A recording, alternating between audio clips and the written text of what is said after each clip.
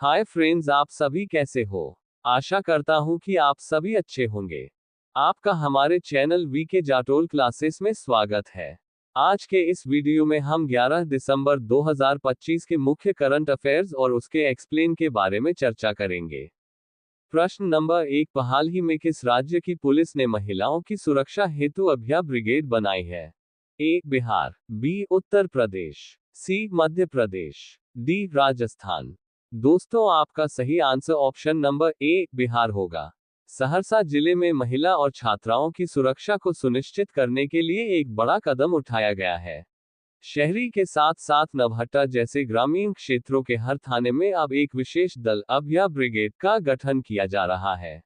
इस ब्रिगेड की कमान एक महिला सब इंस्पेक्टर के हाथ में होगी, जिसमें 2 पुरुष और 1 महिला सिपाही शामिल होंगे।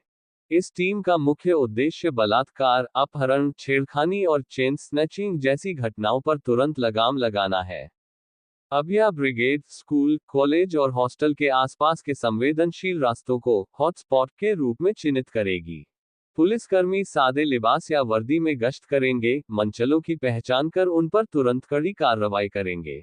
बार बार अपराध करने वाले आरोपियों का नाम गुंडा पंजी में भी दर्ज किया जाएगा। यह ब्रिगेड छात्राओं को पुलिस सहायता के लिए डायल 112 के बारे में भी जागरूक करेगी। महिलाओं को निर्भीक माहौल देने के इस प्रयास की मुख्यालय स्तर पर हर 15 दिन में समीक्षा की जाएगी। प्रश्न नंबर 2, किस राज्य सरकार ने आतंकी संगठनों से जुड़े सभी जिहादी साहित्य और कट्टरपंथी सामग्री के प्रकाशन व प्रसार पर पूर्ण प्रतिबंध लगाया है? A Gujarat, B Assam, C Rajasthan, D Jharkhand. दोस्तों, आपका सही answer option number B Assam होगा।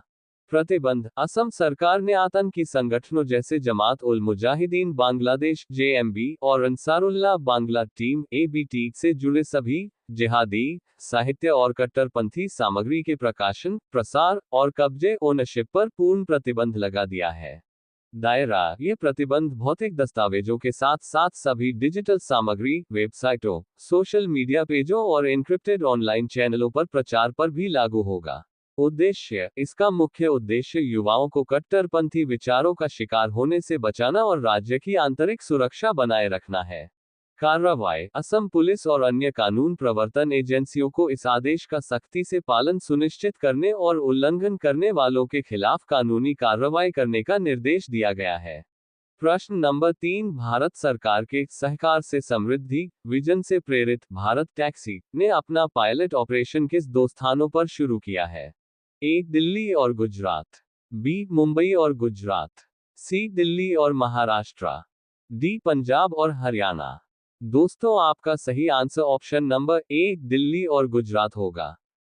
ओला और उबर जैसी बड़ी कंपनियों को सीधे टक्कर देने के लिए भारत सरकार के सहकार से समृद्धि विजन से प्रेरित भारत टैक्सी ने दिल्ली और गुजरात में अपना पायलट ऑपरेशन शुरू कर दिया है। यह देश का पहला सहकारी मॉडल वाला राइड हेलिंग प्लेटफॉर्म है, जिसे अमूल, इफ्को और नाबार्ड जैसे 8 प्रमुख सहकारी संगठनों का समर्थन मिला है। ड्राइवरों के लिए सबसे बड़ी राहत: भारत टैक्सी का सबसे बड़ा आकर्षण इसका जीरो कमीशन स्ट्रक्चर है। इस मॉडल में प्रत्येक राइड की पूरी कमाई सीधे ड्राइवर को मिलेगी। सहकारी समिति का जो भी लाभ होगा, वह भी ड्राइवरों में बांटा जाएगा। यह ओला उबर के 20-30% कमीशन मॉडल से बिल्कुल अलग है। रिकॉर्ड तोड़ पंजीकरण: इस भरोसे का नतीजा है कि पायलट शुरू होने से पहले ही सिर्फ 10 दिनों में 51,000 से अधिक ड्राइवर इस ऐप से जुड़ चुके हैं। यात्रियों के लिए सुविधाएं: यात्रियों के लिए इसमें पारदर्शी किराया प्रणाली, लाइव वाहन ट्रैकिंग, 24x7 ग्राहक सहायता और सुरक्षित यात्रा के लिए दिल्ली पुलिस के साथ टाई अप जैसी कई सुविधाएं शामिल हैं। आगे की योजना: दिल्ली और गुजरात में कार, ऑटो और बाइक टैक्सी सेवाएं शुरू कर दी गई हैं। सफल पायलट के बाद इसे जल्द ही राष्ट्रीय स्तर पर लॉन्च किया जाएगा। प्रश्न नंबर 4, एडीबी ने भारत में छतों पर लगने वाली सौर प्रणाली के विकास के लिए कितने करोड़ डॉलर के कर्ज को मंजूरी दी है? A 45 crore dollar, B 55 crore dollar, C 65 crore dollar, D 75 crore dollar. दोस्तों, आपका सही answer option number C 65 crore dollar होगा। एशियाई विकास बैंक एडीबी ने भारत में रूफटॉप सौर प्रणाली को तेजी से अपनाने के लिए $65 करोड़ लगभग 5,780 करोड़ रुपए के बड़े ऋण को मंजूरी दे दी है। यह नीति आधारित वित्तपोषण सीधे तौर पर केंद्र सरकार की महत्वाकांक्षी प्रधानमंत्री सूर्यघर मुफ्त बिजली योजना को समर्थन देगा। इस ऋण का मुख्य लक्ष्य 2027 तक देश के 1 करोड़ परिवारों को स्वच्छ और सस्ती बिजली उपलब्ध कराना है। एडीबी के अनुसार ये कार्यक्रम वित्तीय और नियामक बाधाओं को दूर करके लाखों घरों के लिए रूफटॉप सोलर को आसान और किफायती बनाएगा। इससे हरित रोजगार के अवसर पैदा होंगे, महिलाओं का सशक्तिकरण होगा और बिजली क्षेत्र की वित्तीय स्थिति भी मजबूत होगी। इस योजना के तहत आवासीय उपभोक्ता 3 किलोवाट तक की सौर प्रणाली लगाने के लिए वित्तीय सहायता प्राप्त कर सकते हैं। ये कदम भारत के स्वच्छ ऊर्जा परिवर्तन और जलवायु लक्ष्यों को प्राप्त करने की दिशा में एक महत्वपूर्ण पहल है। प्रश्न number 5, Bombay Natural History Society जनवरी 2026 में कितने गंभीर रूप से लुप्तप्राय गिद्धों को असम राज्य में छोड़ेगी? A 4, B 5, C 6, D 8। दोस्तों, आपका सही आंसर ऑप्शन नंबर C 6 होगा।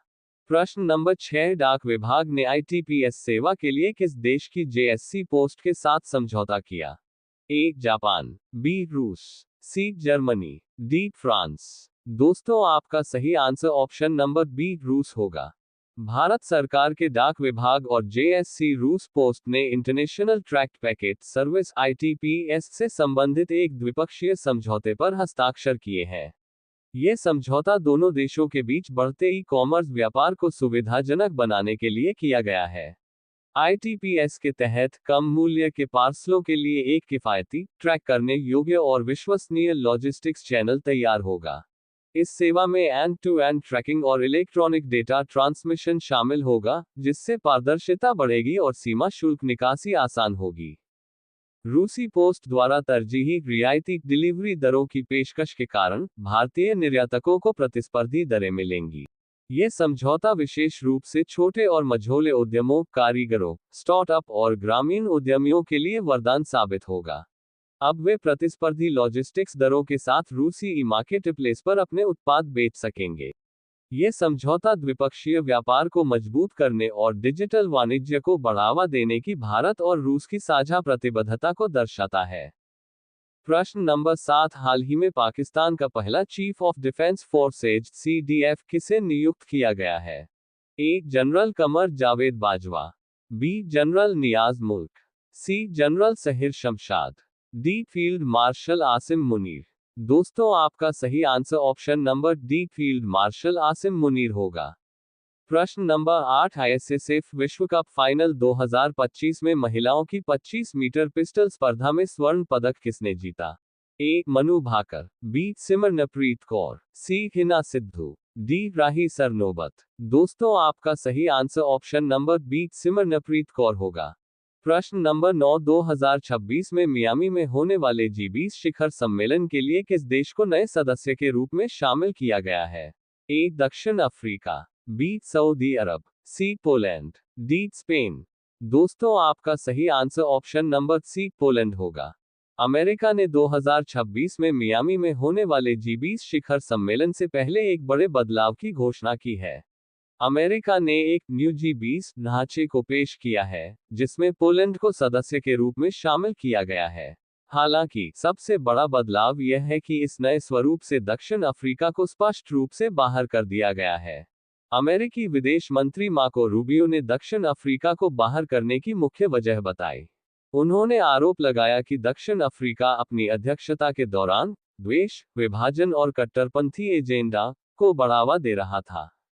रूबियो ने यह भी कहा कि दक्षिण अफ्रीका की पुनर्वितरणवादी नीतियों और नस्लीय कोटा ने निवेश को ठप कर दिया और देश की अर्थव्यवस्था को कमजोर किया। 2026 का ये शिखर सम्मेलन अमेरिका की 250वीं वर्षगांठ के मौके पर आयोजित होगा और 2009 के बाद ये पहली बार होगा जब अमेरिका G20 की मेजबानी करेगा। नए G20 का मुख्य जोर 3 विषयों पर होगा: नियामकीय बोझ में कटौती, सस्ती और सुरक्षित ऊर्जा आपूर्ति श्रृंखला, और आर्टिफिशियल इंटेलिजेंस AI जैसी नई तकनीकों में नेतृत्व। प्रश्न नंबर 10, हाल ही में आरबीआई ने किस पेमेंट्स बैंक को स्मॉल फाइनेंस बैंक एसएफबी में बदलने के लिए सैद्धांतिक मंजूरी प्रदान की है? A. Jio payments bank, B. Aditya Birla payments bank, C. NSDL payments bank, D. Fino payments bank. दोस्तों, आपका सही answer option number D Fino payments bank होगा। भारत के बैंकिंग क्षेत्र में एक ऐतिहासिक कदम उठाते हुए reserve bank of India RBI ने फिनो पेमेंट्स बैंक को स्मॉल फाइनेंस बैंक एसएफबी में बदलने के लिए सैद्धांतिक मंजूरी दे दी है। ये घोषणा 5 दिसंबर 2025 को की गई थी। सबसे महत्वपूर्ण बात यह है कि फिनो पेमेंट्स बैंक यह अनुमति पाने वाला भारत का पहला पेमेंट्स बैंक बन गया है। फिनो ने साल 2017 में काम शुरू किया था और उसने आरबीआई के ऑन टैप लाइसेंसिंग दिशानिर्देशों के तहत एसएफबी में परिवर्तन की अनिवार्य 5 साल की परिचालन अवधि को पूरा कर लिया है। एसएफबी बनने के बाद फिनो अब अपने ग्राहकों से मौजूदा 2 लाख रुपए की सीमा से अधिक जमा स्वीकार कर सकेगा। साथ ही इसे छोटे किसानों, सूक्ष्म उद्योगों और असंगठित क्षेत्र को लोन यानी क्रेडिट देने की सुविधा भी मिल जाएगी। ये कदम फिनो की वृद्धि और लाभप्रदता के लिए महत्वपूर्ण है और ग्रामीण क्षेत्रों में वित्तीय समावेशन को बढ़ाने में बड़ी भूमिका निभाएगा। अब ये प्रश्न आप लोगों के लिए। आप सभी लोग इसका आंसर कमेंट बॉक्स में जरूर बताएं। हाल ही में किस देश के सबसे बड़े बैंक एसबी बैंक ने भारत में अपनी शाखाएं बढ़ाने की घोषणा की है? ए. रूस, B. France, C. Germany, D. Japan. Last video के प्रश्न का आंसर हमने आपसे पूछा है कि ACES 2025 लाइफटाइम अचीवमेंट अवार्ड से किसे सम्मानित किया गया है? A. Doctor Shardul S Shroff, B. Doctor Rakesh Mohan, C. Doctor Ajay Kumar Singh, D. Doctor Manoj Prasad. दोस्तों, आपका सही answer option number A doctor Shardul S Shroff होगा। यदि दोस्तों आपको हमारा यह वीडियो अच्छा लगा हो तो वीडियो को लाइक शेयर जरूर करें, साथ ही हमारे चैनल वीके जाटोल क्लासेस को सब्सक्राइब जरूर करें ताकि हमारे चैनल पर अपलोड होने वाली प्रत्येक वीडियो का नोटिफिकेशन आप तक तुरंत पहुंच सके।